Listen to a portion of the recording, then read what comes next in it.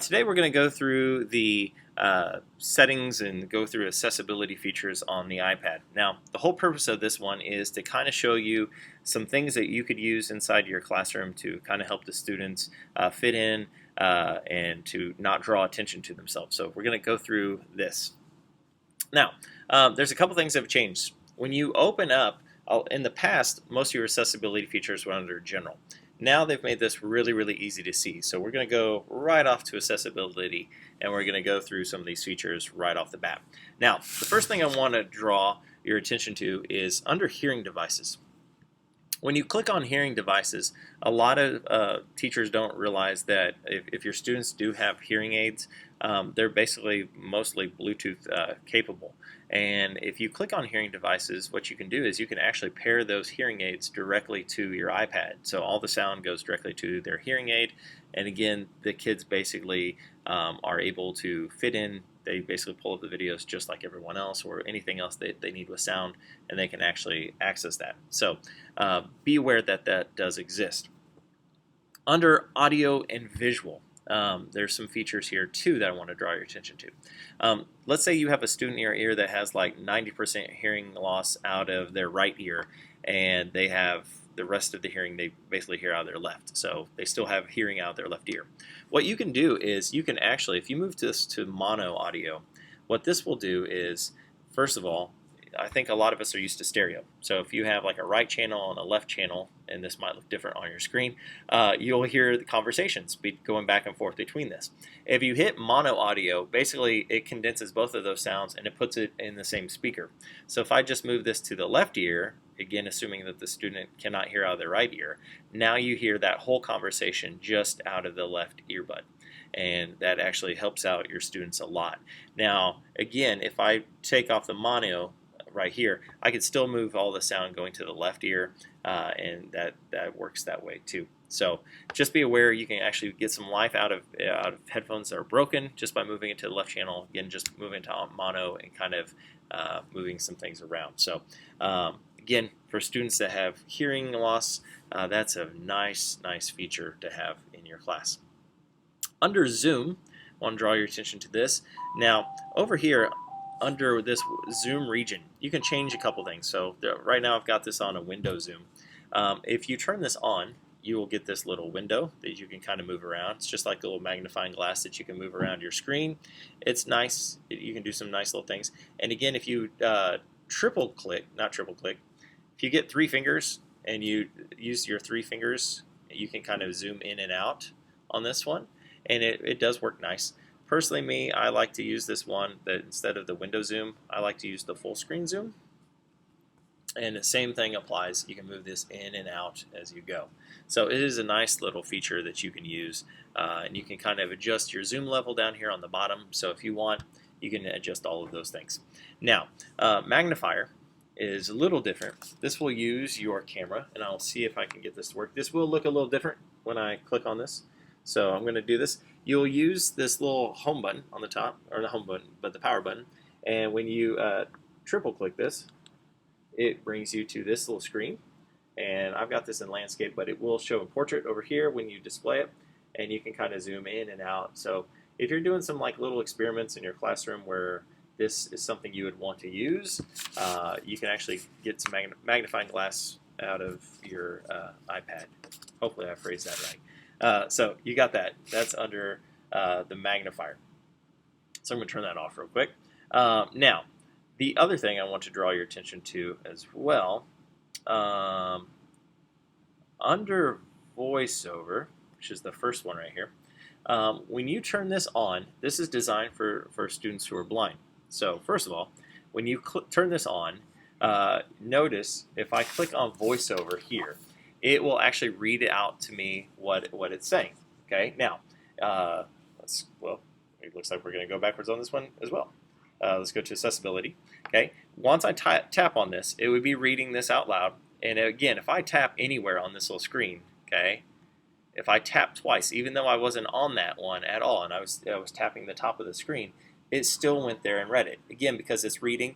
Once you hear it, then you basically you're double tapping to more or less confirm that's what you're tapping. So once again, I'm going to tap above this, okay? And once I do that, you're going to see it's already selected. So I'm going to turn that off just by double tapping. Once to select, twice to turn this thing off. Now, going back with VoiceOver, you're going to notice this little speaking rate.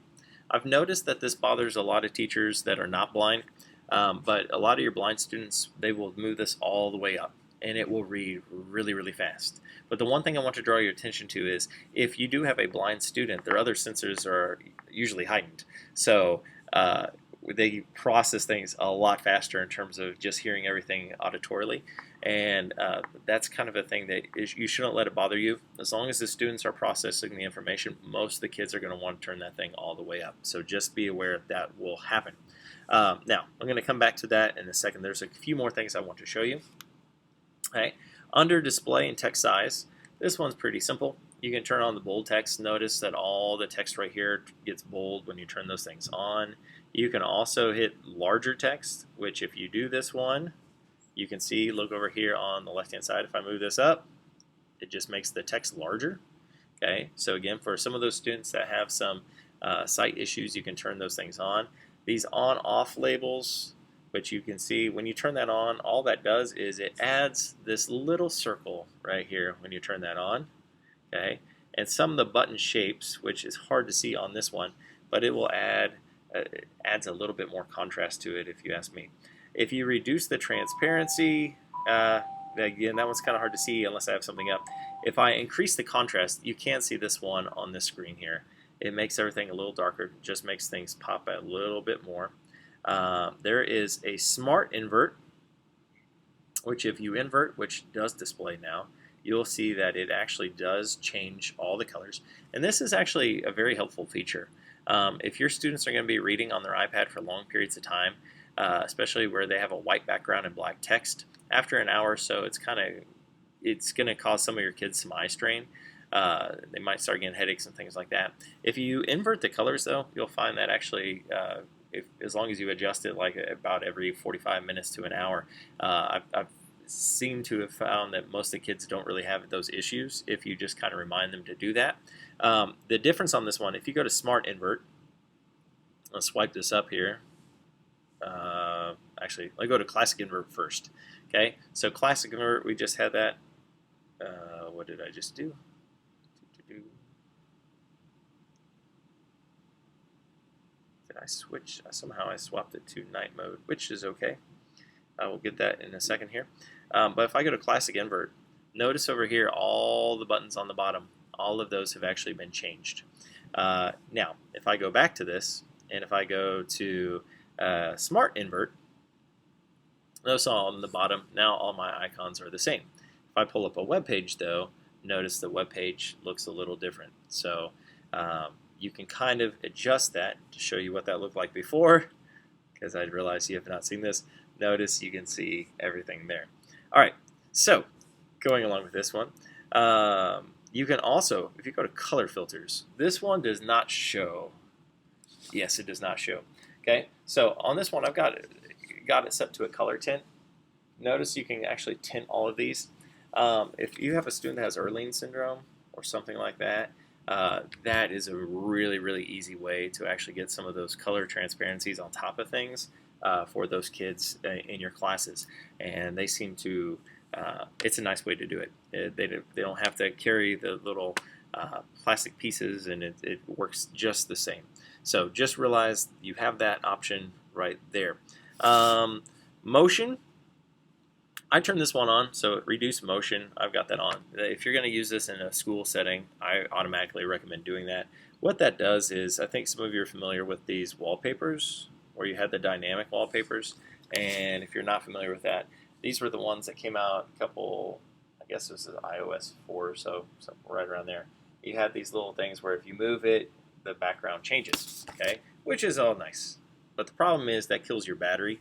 So, especially for a school setting, what I would do is I would automatically just go to motion and then turn that thing off, and then that you'll find it instead of having all those sensors on to detect where your position is on your iPad, turns those things off, and it makes your battery last a lot longer. So that's a nice little feature. Let's see, spoken content. I turn this one on. I use this one a lot. Now, if you go to highlight content, again, I found most of the teachers like this too, especially the elementary teachers seem to like this, but even secondary teachers like this too. So I've got mine thing set with a highlight content, and I've got it set by words, and I just use the default color. But what this does, I'm going to go to this article here. So if I highlight this, you're going to notice now I've got a feature where it says speak. When I hit speak, it will automatically read that word by word. And right now I've got my iPad connected to the computer. But if you do this, it will read it all out loud. And again, for some of those students that are struggling readers, they can actually follow along. And it's a nice way for them to actually go and do that. So nice little feature. I use that one a lot. Now, the thing is, your students will get spoken content and voiceover confused. So especially since voiceover is towards the top, a lot of the kids will select that one automatically. So just remember, they select voiceover, wants to select twice to confirm. So you've got those little features on there. Now, let's go back to voiceover. Speaking of, under voiceover, I don't know if you noticed this a moment ago, but there's a feature right here that says Braille. Okay, now when you click on Braille, I've got mine set to 6 dot. You can go to uncontracted 8 dot Braille as well. But a lot of the teachers, when they first see this, they get a little confused on how do you go about doing this. Okay, well, there's a little rotor feature that when you turn this on, and I'm going to turn this on in a second, once you do this, you will have a little Braille feature. Okay, so once I have this, I'm going to go through. So the one thing, if you go to Braille, okay, first of all, you want to make sure it says show on screen keyboard. Okay, which is right here. Make sure that shows on. And then if you go to rotor, okay, notice I've got Braille screen input selected. Now, once I have this, okay, I've got this thing selected, and I'm going to click on the bottom here. See if this will actually let me go home. Swipe, okay. So I just closed it. So now what I'm going to do is I'm going to actually try to swipe, and you're going to see that now I've got a Braille keyboard. Now, the thing is, again, if you're blind, okay, you don't see this. So the cool thing is, and I'm going to kind of move this down so you can kind of see what I'm doing here. Okay, notice if I'm blind, I'm going to have my positions here. So once I do, I can click here. And then notice if I move my fingers here, double tap right there, it automatically repositions. So then I can actually go and type just like I normally would if you were using a Brailler. Okay, so you can use that little feature. It's a nice, handy feature. Again, get out of that. Okay, so we're going to go sounds. Go to settings, get back out of there. Now I'm going to turn voiceover off. So the Braille keyboard, very, very handy. It's a nice little feature. Just want to draw your attention there. You can have your kids practice their Braille, and then as opposed to actually bringing a Brailler, which weighs like 50 pounds, and if you have a little elementary student trying to carry that down, they stick out. And if you want to have practice, give them an iPad, let them use a phone. Again, by the time they are an adult, they're probably going to be using different things as opposed to the old Braillers with paper and stuff like that. So, especially since they can punch different things now, there's different things. But anyways, a nice little feature, at least just to give them practice, if nothing else.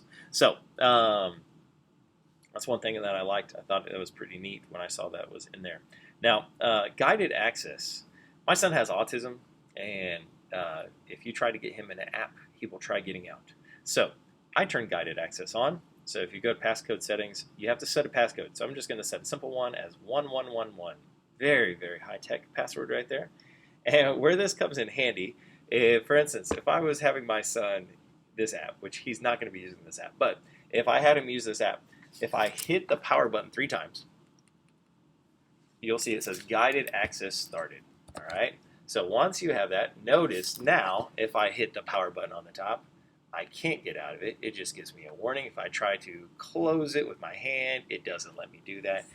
If I had a button still on my iPad, I couldn't use that either. The only way to get out of it is to hit your power button 3 times, then type in the passcode.